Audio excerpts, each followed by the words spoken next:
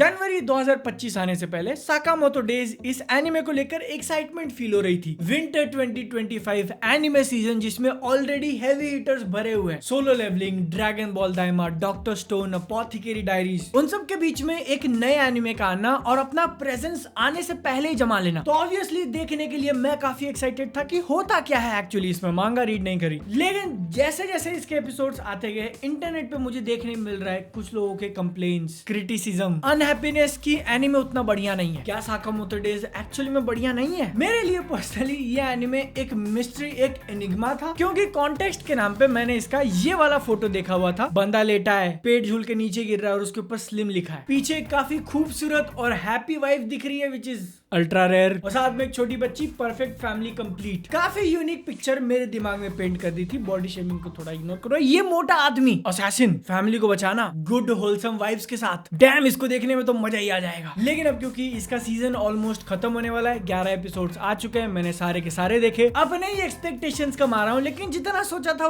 वैसा नहीं मिला। तुमने अगर इसको नहीं देखा है, सिंपली एक्सप्लेन करना हो तो कंसिडर स्पाई फैमिली बट थोड़ा सा कम इफेक्टिव। जहां तक मेरे कान का कहना है, ओसारागी के लिए वॉइस एक्टर भी उन्होंने योर फॉजर का लिया। स्टोरी का प्रीमाइस एक्चुअली मुझे पसंद आया था कि एकदम लेजेंडरी लेवल का हिटमैन साकामोतो तारो, कोई माइकल लाल उसके आगे टिक नहीं सकता। एक दिन रैंडमली कन्वीनियंस स्टोर में सामान लेने जाता है और उसको प्यार हो जाता है। फाइनली एक लड़की ने टिका दिया। इस कदर बावड़ा हो गया कि एक चीज जिसमें वो वर्ल्ड क्लास है, काम धाम सब कुछ छोड़ देना, उसी लड़की के साथ शादी करके लड़की बनाना और खुद का कन्वीनियंस स्टोर खड़ा करके उसमें काम करना। बंदा अपनी लव और लाइफ में इतना सुखी है कि 25 किलो का पेट, 5 किलो का थुलथुला चिन्ह। तुमको अगर लग रहा है मैं उसका मजाक उड़ा रहा हूँ, उसके बारे में बुरा भला बोल रहा हूँ, नहीं, that is what I want. बताओ जिंदगी में और क्या चाहिए? जॉनर सोचने जाओगे तो एक्शन कॉमेडी में आता है, जिसमें से इसका एक्शन वाज फाइन। तो मुझसे डेफिनेटली 100% डिसएग्री कर सकते हो। मैं नहीं बोल रहा कि वो काम नहीं करता है, it is good when it hits, लेकिन मेरे टेस्ट के हिसाब से वो मोमेंट्स थोड़े ही थे। चीजों को ओवर लेवल पर एग्जैजरेट करके सिचुएशन को अब्सर्ड बनाकर तुमको हंसाने की कोशिश, ये इसका मेन ह्यूमर का स्टाइल है। हीरो पसंदीदा औरत के लिए गिफ्ट लेके गया किसी का खून करके, क्योंकि उसका यही काम है, और लड़की बोलती है खून से सना हुआ ये चीज मैं एक्सेप्ट नहीं कर सकती, भागकर बिल्डिंग से कूद जाती है। Like what? उसको कन्विंस करने के लिए कि तू जो करता है दैट इज नॉट गुड, लोगों की जान लेना दैट इज नॉट गुड, इसीलिए बिल्डिंग से कूद जाती हूँ। लेकिन अब मैं सीन्स को मेंशन कर रहा हूँ तो अब तक का इसका सबसे फनीएस्ट बताना पड़ेगा। एपिसोड नंबर 6 में एक स्नाइपर बंदा है, उसके खाने फूड को लेके जो एक सीन बिल्ड किया कि वो लोग इनके मुंह को देख रहा है, बस खाना दे दो, खाना दे दो। मेरे को बहुत मजा आया। छोटे छोटे डिटेल्स की एक नेमलेस साइड का साइड कैरेक्टर अंडरवेयर पहना है जिसके ऊपर किलर लिखा है, मुझे भी चाहिए। साकामोतो को जो थुलथुली चमड़ी दी है उसके एनिमेशन पे फोकस आई रियली लाइक। इतना केयर और फिजिक्स को ध्यान में रखते हुए उसको हिलाया है ना, साउंड इफेक्ट के साथ। पो के बाद this is my second favourite thing. तुमने अगर नोटिस नहीं किया तो कुंग फू पांडा देखने जाना, उसमें जब भी पो लड़ाई कर रहा है और उसके पेट से कोई आके लड़ता है तो क्या साउंड इफेक्ट डाला है, धूम।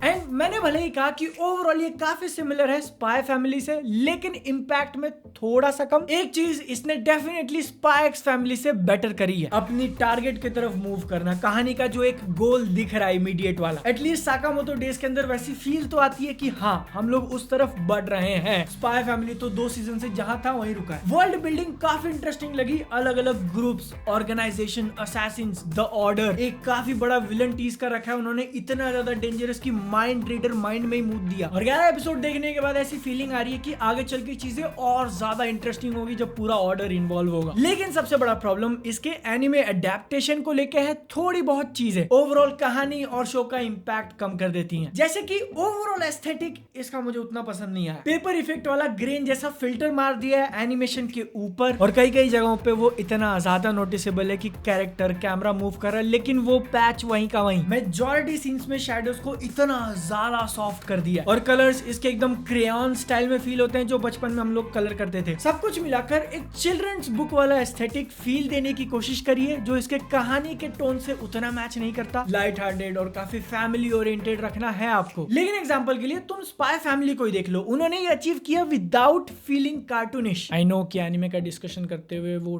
टैबू वर्ड यूज करना सही नहीं है कि सारे एनिमे को कार्टून कैसे बोल दिया, लेकिन जो लग रहा है वो लग रहा है। शैडो और कलर्स के नीचे वाले लेयर पे हम लोग चलें तो इसका जो एनिमेशन ड्राइंग वाला पार्ट है वो काफी बढ़िया, कैरेक्टर्स के सटल छोटे छोटे मूवमेंट्स, बीच बीच में एक आधा यहाँ वहाँ ऑड वन दिख जाएगा, बट मोस्टली बोल रहा हूँ जैसे कि शो डरता नहीं है क्रेजी क्रिएटिव शॉट्स ट्राई करने में। एग्जांपल के लिए ये वाला देख लो जिसमें आपको इंसान भी दिखाना है, उसने गन पकड़ी हुई है, वो भी पूरा फ्रेम में आ जाए, एकदम स्टाइलिस्टिक एंगल रखकर ताकि 3D इफेक्ट ऐड हो। लेकिन तुमको इसके अंदर कुछ अजीब नहीं लग रहा क्योंकि उसके हाथ में जो गन है वो एक्चुअली इतनी लंबी है। तुम इस फोटो को यहाँ पर ध्यान से देखो कि वो इंसान कितना लंबा है, वो गन कितनी लंबी है।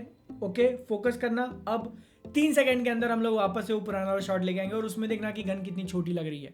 3, 2, 1। साकामोतो के नाम पे किसी ने बहुत बड़ा बाउंटी निकाला हुआ है कि वो जहां भी जा रहा है असैसिन उसके पीछे लगे हुए हैं। चैन की जिंदगी काटना चाहता है अपने कन्वीनियंस स्टोर में बिल मारते हुए, लेकिन वहां पर कस्टमर से ज्यादा लोग उसको मारने आ रहे हैं और साला जो भी मारने आता है उसको पावर ऑफ फ्रेंडशिप दोस्त बना लिया। फाइटिंग को जैसा लिखा है कि पहले ये अटैक करेगा, फिर ये ऐसा सिचुएशन हो जाएगा, फिर वो लोग फंस जाएंगे, फिर कैसे बाहर निकलेंगे। इंटरेस्टिंग जरूर है, लेकिन इसके एपिसोडिक नेचर होने के कारण तुमको पता है कि वो एंड में इसका दोस्त बन जाएगा। और अब क्योंकि हम लोग फाइट्स की बात निकाल चुके हैं तो शो का जो सबसे बड़ा प्लस पॉइंट है इसका एक्शन, क्योंकि वही है जहां पर Sakamoto Days shines like a diamond. जितने भी दिमाग वाले सीक्वेंस थे कि साकामोतो किस तरीके से मारता है लोगों को यहाँ पर, या फिर फाइट्स के बीच में एकदम से स्लो मोशन डाल देना, it is so sick. Theme park में वो रोलर कोस्टर वाला आया और एक कैरेक्टर जो ऐसा जंप करता है हवा में और वहीं पर सब कुछ हो रहा है। एरियल शॉट देखकर मेरी ऐसी आंखें खुल गई थी कि डैम। एक बहुत ही अनपॉपुलर ओपिनियन देने वाला हूं, तुम में से काफी सारे लोगों को शायद पसंद ना आए, लेकिन अगर हम लोग सिर्फ और सिर्फ एक्शन मोमेंट्स की बात करें तो I like Sakamoto Days more than Solo Leveling, क्योंकि इट्स एक्चुअली वेरी क्लियर। तुमको पता होता है कि कहाँ क्या हो रहा है, कौन कैसे लड़ाई कर रहा है, सिचुएशन में किस पार्टी का अपर हैंड है। It's not too slow, not too fast like Solo Leveling, just right. और डायरेक्शन के मामले में वेरी क्रिएटिव। एपिसोड नंबर 9 में वो लीड वाली पेंसिल और स्टिकर के साथ जो लड़ा है, वेरी गुड, वेरी एंगेजिंग। उसको देखते देखते आई वाज लाइक वाओ। अच्छा, तुम ऑलरेडी गाली दे चुके हो क्या? मैं ये नहीं बोल रहा हूँ कि सोलो लेवलिंग खराब है, मैं बोल रहा हूँ वो अच्छा है, लेकिन साकामोतो डेज सिर्फ एक्शन। क्योंकि शो को लेके जो प्रॉब्लम मुझे फील हुई उसके बारे में ऑलरेडी बता दिया है मैंने। ओवरऑल मुझे अच्छा डेफिनेटली लगा साकामोतो डेज। काफी ज्यादा लाइट हार्टेड और फैमिली ओरिएंटेड शो है, तो अगर आपको कुछ देखना है जहाँ पे you just sit back, chill and relax, चलने दो टीवी पे, तो साकामोतो डेज को एक बार ट्राई दे सकते हो। आई जस्ट होप कि आगे चल के इसकी जो स्टोरी आने वाली है विजुअल्स उसको मैच कर पाए। मतलब मुझे पता नहीं क्या आने वाला है, लेकिन जो अंदाजा लग रहा है कि समथिंग बिग। तुमको पता है एक और क्या चीज बिग है? एनिमे क्लाउड 4,60,000 वाले 2000 सब्सक्राइबर चाहिए, प्लीज कर दो। क्या मार्च खत्म होने से पहले अपन वो हिट कर पाएगा video. Okay, tata bye bye.